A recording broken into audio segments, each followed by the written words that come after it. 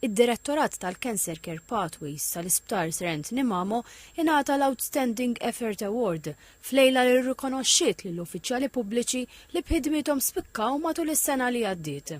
Id-Direttur tal-Cancer Care Pathways Danika Marmara spjegat li dan it-tim huma magħmul minn tobba, infermiera u ħaddiem oħra li jaħdmu katina waħda ma' dipartimenti oħra ta' Mater Dei biex joffru kura tal-kanċer tal-ogħla livell. F'dawn l-aħħar 10 snin inħolqu ħafna servizzi fosthom il-fast track services meta xi ħadd ikollu suspett ta' kanser, in-nurse navigator roles fejn għandek punt ta' referiment u nurse speċjalizzata fil-qasam, kif ukoll survivorship programs għal dawk il-pazjenti li lesthom it-trattament. Aħna Malta għandna l-unika survivorship program stabilit ġewwa l-Ewropa kollha. Minn barra r-riżorsi umani, is-suċċess ta' dan id-direttorat jisriħu wkoll fuq l-investiment fl-aħħar teknoloġija u mediċini, kif spjega tabib ewlieni tal-Gvern u kirurgu Clarence Paċ. Jekk naraw is-servizzi noffru llum huma fost l-aqwa fl-Ewropa għal dak il-pazjent li jkollu diagnosi ta' kanċer. Warajna għandna il-magna tal-MR Linek, magna importanti ħafna ma tantxaw bħala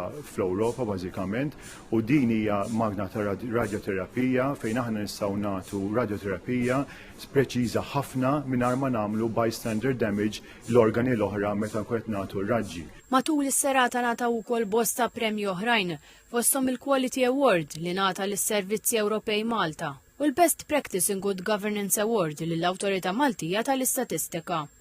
L-Ispazju Internazzjonali tal-Arti Kontemporanja ta' Malta li fetaħ il-bib tiegħu lejn l-aħħar tas-sena li għaddiet rebaħ il-Project of the Year. It-tim tal-Uffiċċju tad-Deputat Prim Ministru Ministeru tal-Affarijiet Barranin u t-Turiżmu ingħata Team Recognition Award.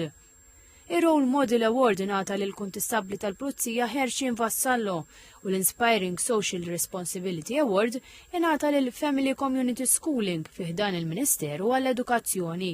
Ippremjata wkoll bil-premju għall-bidla fil-klima il-biċċerja pubblika, il-kap ta' servizz pubbliku Tony Sultana għal l-uffiċjali pubbliċi jridu jkunu huma stess li jirbħu rispett tas-soċjetà. Din iċ-ċerimonja saret taħt il-patroċinju tal-President Miriam Spiteri de Bono.